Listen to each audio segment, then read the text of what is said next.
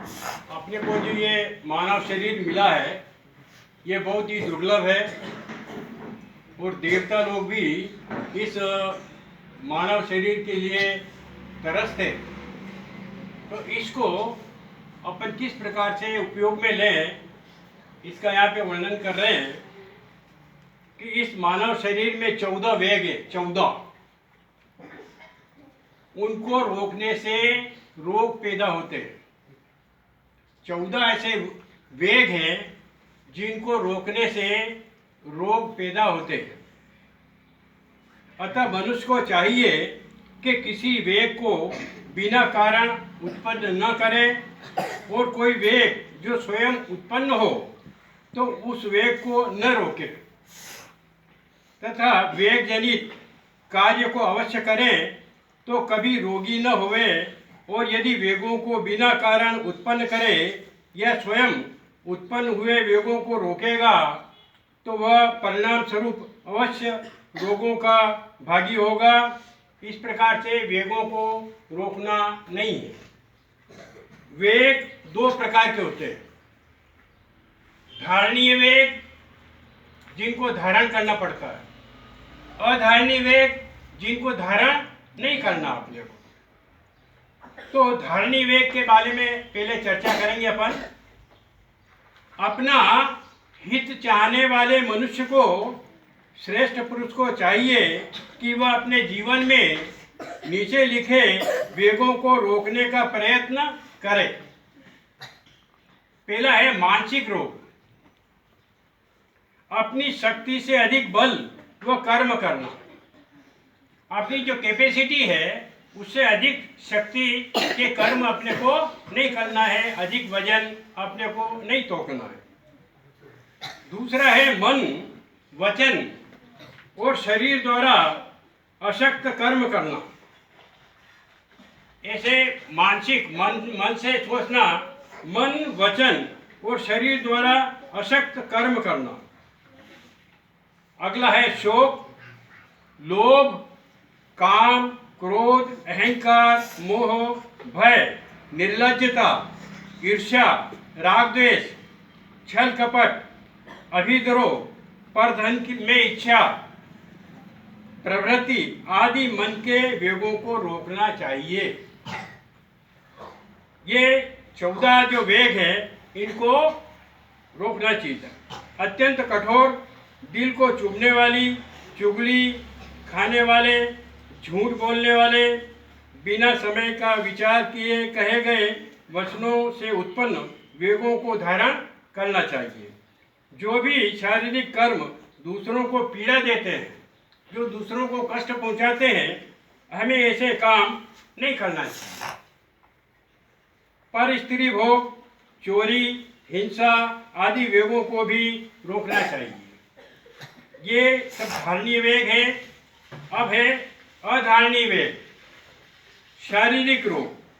बुद्धिमान पुरुष को चाहिए कि वह मलमूत्र, वीर्य, मलवात, वमन, छींक, उद्वार, जंभाई, भूख, प्यास, आंसू, निद्रा तथा थकावट से उत्पन्न हुए श्वास के वेगों को कभी नहीं रोके।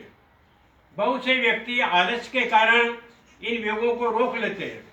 मलमूत्र विसर्जन करना तो उसको भी रोक लेते हैं, तो उससे रोग पैदा होते हैं। ये वेग निम्न है। अधोवायु वेग, जो अधोवायु वेग जो मल द्वार के द्वारा निकलती है उसको भी रोकना नहीं चाहिए। अगर आपने उसको रोका तो आपको रोग पैदा हो सकते हैं।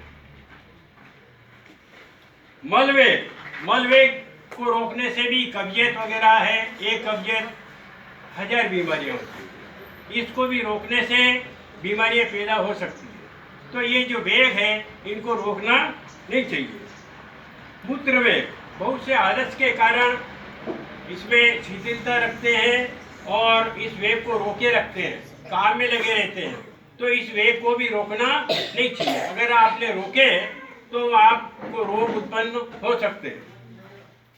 क्षुधा वेग, भूख वेग तथा तृषा, प्यास वेग, निद्रा वेग, डकार, अगर आपको डकार आई है तो आने दीजिए, उसको रोकने की जरूरत नहीं है। अगर आपको छींक आई है तो छींक को भी रोकना नहीं है।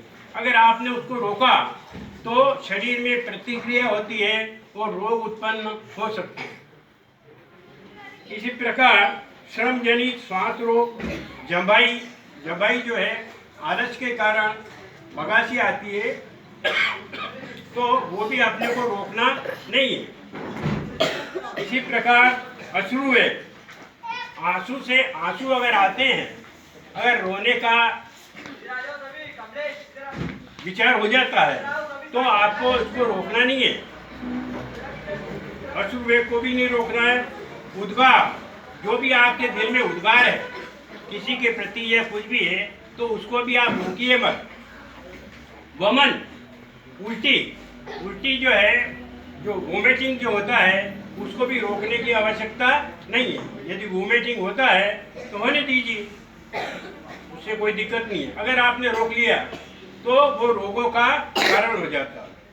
इसी प्रकार काम वेग, वीर्य वेग, मनुष्य द्वारा इन वेगों को यदि प्रमाद या आलस्य के वश में होकर के रोका गया तो इनके रोकने से अनेक प्रकार के रोग पैदा हो सकते हैं।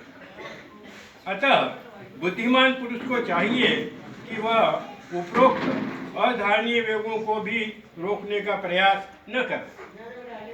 हमें आतन यह ख्याल ही नहीं आता कि हम अनजाने में इन वेगों को रोक लिया करते हैं। कभी कभी क्या होता है कि काम की व्यस्तता या आलस के कारण अपन इन वेगों को रोक लेते हैं, तो इनको रोकने की आवश्यकता नहीं है, जिससे शरीर में तरह तरह के रोग और विकार उत्पन्न होते हैं। इस प्रकार ये धारणीय और अधारणीय रोग जो हैं इनके बारे में बताया गया है। आप इनके ऊपर विचार करें और इन वेगों को कभी रोकना नहीं है। जय हिंद, जय भारत। जय हिंद, जय हिंद, जय हिंद। मुकुंद लाल गुप्ता,